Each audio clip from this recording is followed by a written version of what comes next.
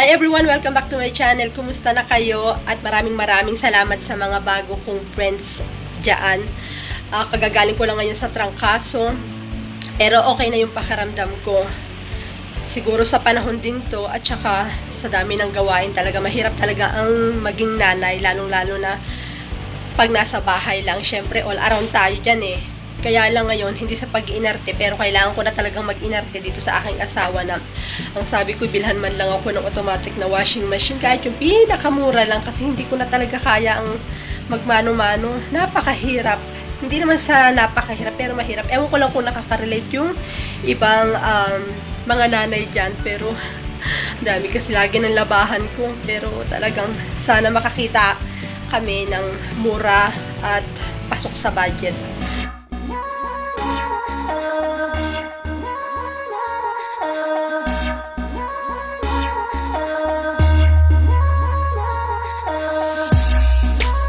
Tara na guys, tayo ay aalis na. Nandun na yung aking asawa at saka yung bunso kong anak ay sasama daw. Init. Sana meron talagang mumurahin, no? Okay na sa akin yun, hindi naman ako choosy sa mga brand.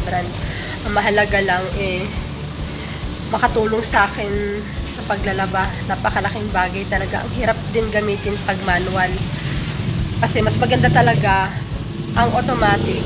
Kasi nga naman, hihintayin mo na lang siya tapos sasampay ka na lang. And yun, okay na. Kaya, tagal naman na itong mga hinihintay ko. And tara guys, samahan nyo na kami. Sasama ko kayo doon. Alis na kami. On the way na kami sa SM. Sana merong mura. Sana merong murang kita. Masyadong mainit kaya kailangan natin gumamit ng sunglass. Okay. Dala ko mga malaking tali para matali sa bibili mo. Tara na guys. Basta tayo.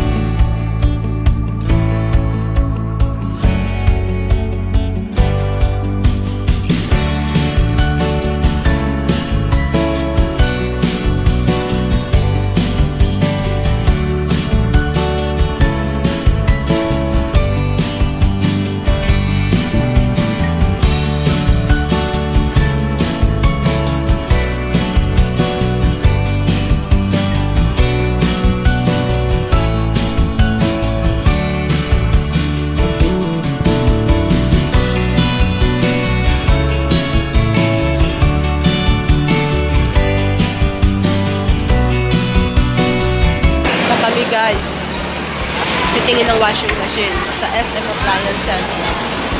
Our name is your guarantee. Ah! Wow! Galing ng pagong may nalpad. Tapos yung mga tao na lang. Grabe, oh. Ang price niya is 59,000. Kakalungkot. Dito na mayo. Ayun o. Meron naman dito. 42,000 Samsung. Tara.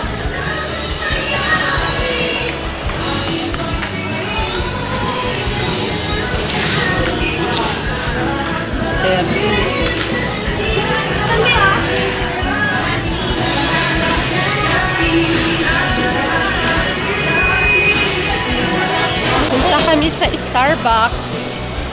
Meron silang freebies para sa mga nag-avail ng automatic na washing machine worth of 400. Yay! Anyway, thank you, save. Oh, Silang coffee.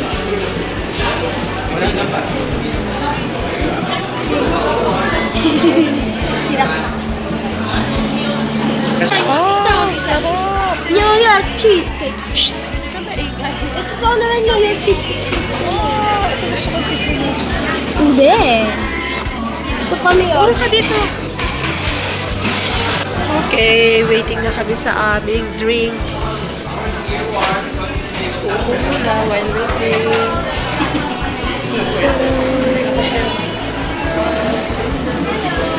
Asan na yung card? Yehey! Tagal naman ang order namin.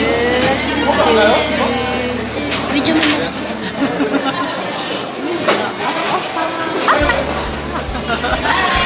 Yan, ang order namin. Ang dami. Ayun kami oh. Kamukha na pinapanood nila ate. Hindi may nakasalamin. Tignan mo. Dito na ang aming order. Sa wakas guys, uwi na kami. At nakabili na kami ng washing machine. Very excited na. And ayan. Ayan yung pinili namin. Nabuksan na rin to sa SM nung dinemo sa amin. And plastic na yung pinili ng asawa ko, yung pinaka-body. Meron kasi doon yung mga parang galvanized, pero mas gusto niya yung plastic daw. Nabili namin siya, guys, sale siya. May less, parang ganon. Nasa 10,500 lang.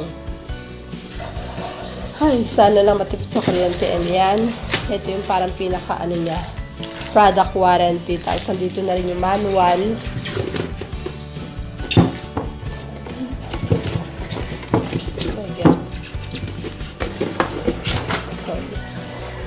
Ayan yung kanyang loob. Merong hose para pag magdi-drain ka. Ito naman yung hose para sa tubig, water inlet. And ito yung pinaka-ilalim. Meron kasama itong screw na binigay na sa amin para naman daw sa ilalim ikakabit para hindi pasukan ng kung ano-anong, halimbawa daga, ganon. Yan, ayan yung pinaka-malaki niya. Stainless na yung loob niya. Yan siya, guys. Sana okay itong American Home na washing machine. Ito ang pinili rin ng asawa ko kasi siya lang yung may body na plastic. Kaya nagustuhan ng aking asawa. And ito naman yung takip niya, yan. Natutupis siya, pero madali naman siya. Yan. Kasi yung aming microwave, American Home din yun. And 5 years na siya sa amin, okay pa siya. Kaya sana itong American Home ng washing machine is okay din. And yun lang, guys. Sana mamaya matry ko na siyang labhan kasi bumili pa kami ng faucet sa Ace para eksakto yung pinaka-hose niya sa tubig. And mamaya maitatry na namin. And sana okay siya. And sana tumagal siya. Sabi naman, matipid naman din daw to sa tubig at saka sa kuryente.